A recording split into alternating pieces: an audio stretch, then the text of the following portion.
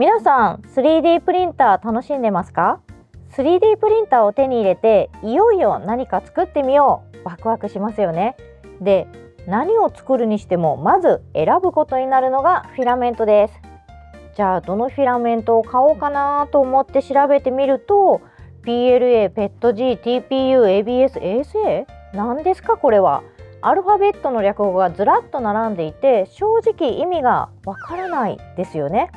しかもこれ全部が自分の 3D プリンターで使えるわけではないらしい。間違ったものを選んだらノズルが詰まったりプリンターが壊れたりしないのか、ちょっと怖いですよね。でも大丈夫です。この動画ではフィラメントの素材がどういうものなのか、どうフィラメントを選べばいいかを一つずつ整理していきます。見終わる頃には自分に合ったフィラメントが迷わず選べるようになります。こんにちは、東京九段工作ラボにようこそ。さて、フィラメントです。種類がいっぱいあるけど結局どれ買えばいいの？今日はこの疑問にお答えしていく動画です。流れはシンプルです。まずは PLA という素材から始めます。PLA はほとんどの 3D プリンターユーザーが最初に使う素材で一番扱いやすく失敗しにくいものです。その後工具のホルダーみたいなものにもっと強度が欲しい、スマートフォンケースみたいな柔らかいものを作りたい、ガーデニング用のラベルみたいに屋外で使いたいといった目的に応じてどの素材を選べばいいかを整理していきます。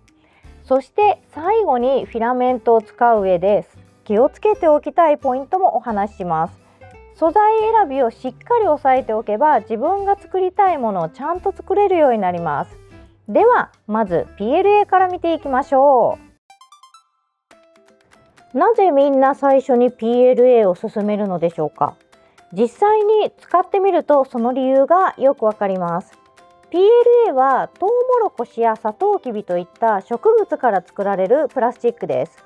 正式名称はポリ乳酸で生分解性があるのが特徴です。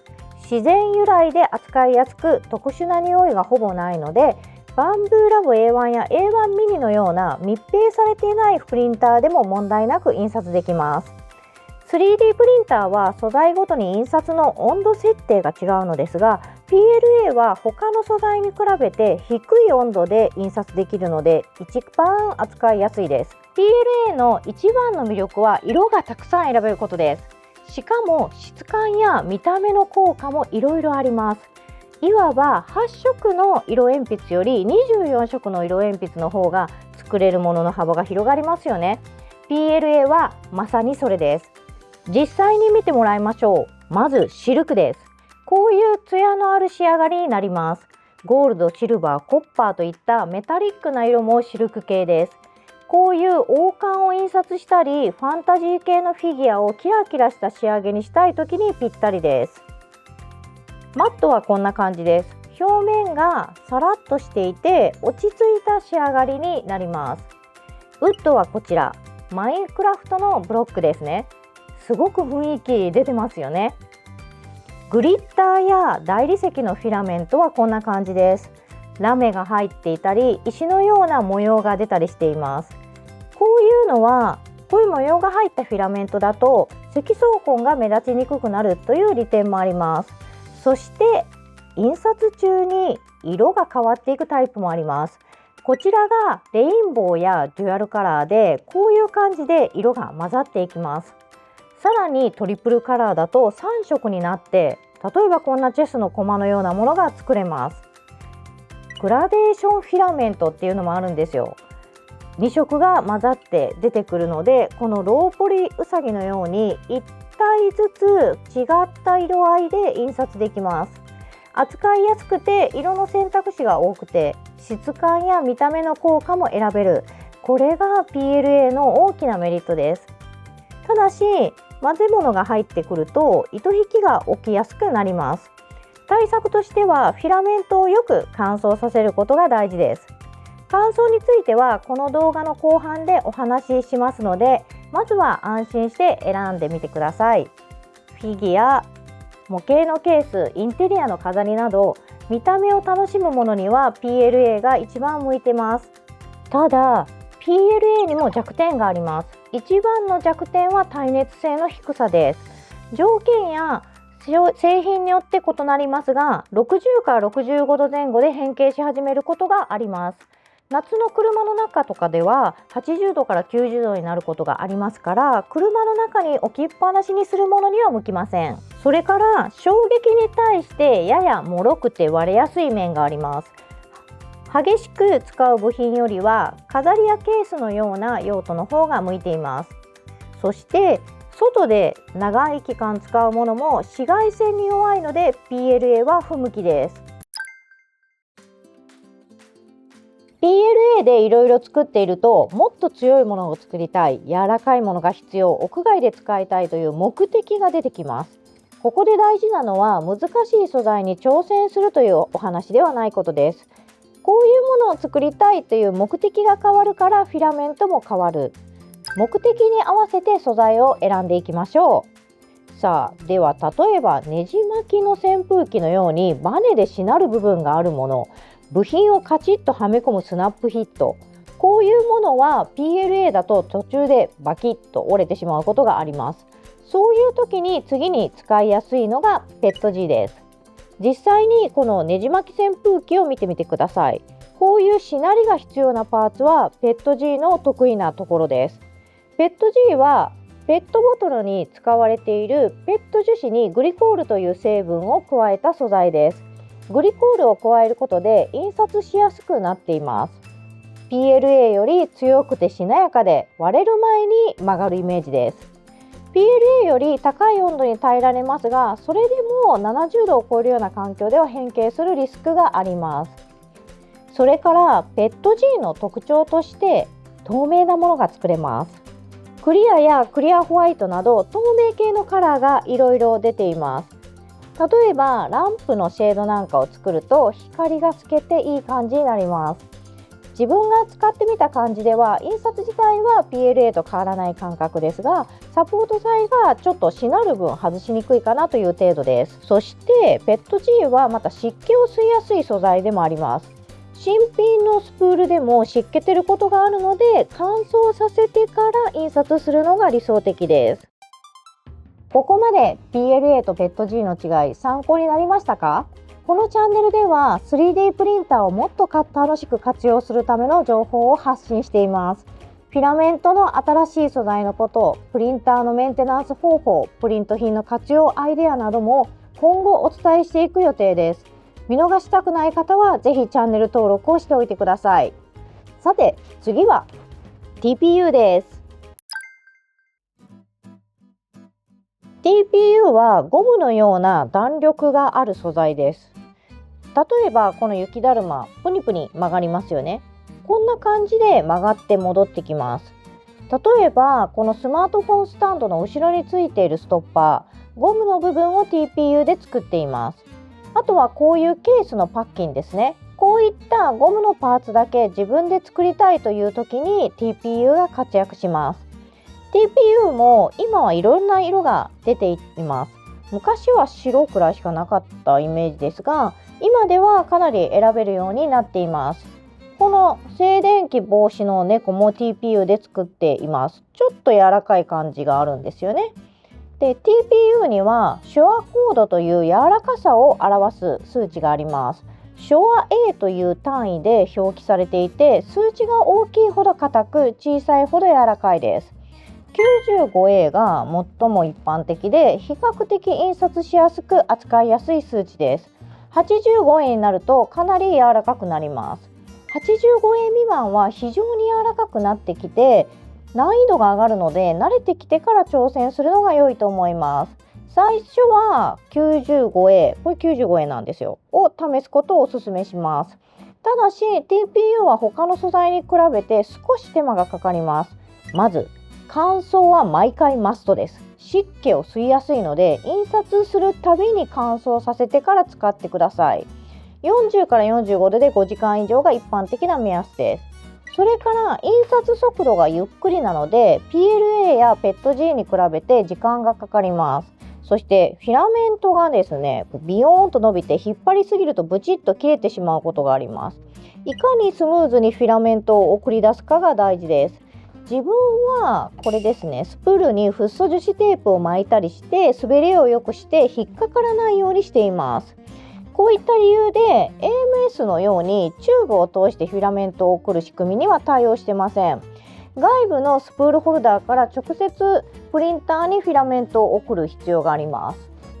なお、バンブーラボの純正の TPU4AMS というコード 68G の別製品は AMS 対応ですが、今回解説している汎用の TPU とは性質が異なります。で、TPU の印刷設定はプリンターメーカーごとにやり方が異なります。詳しい設定情報はそれぞれのプリンターの公式情報を確認してください。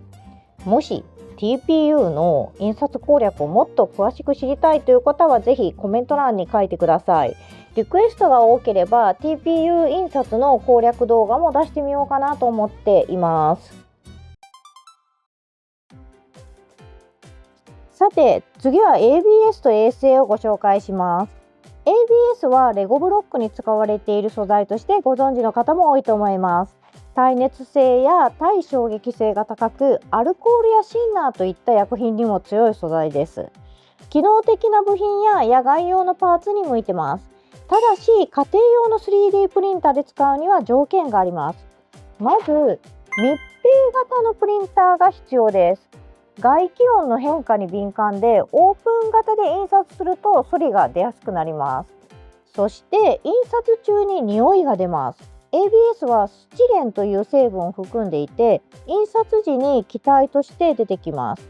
換気扇を回すか窓を開けた状態で使ってください。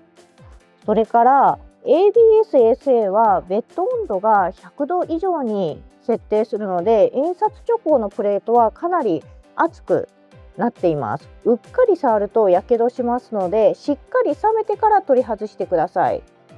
で、ASA は ABS に似た性質で紫外線に強いので野外の用途に向いてます。匂いは ABS より少ないですが、換気は同じように必要です。密閉型のプリンターを持っていて換気できる環境にある、この2つが揃ってから検討してください。PETG も TPU も ABS も難易度が上がるから選ぶのではなく、作りたいものの目的が変わるから選ぶ素材です。そして素材を変える前にプリンターの条件を先に確認することが大切です。密閉型かどうか、ビルドプレートの種類、ノズルの径、AMS の対応状況、これを確認してから素材を選ぶと無駄な失敗が減ります。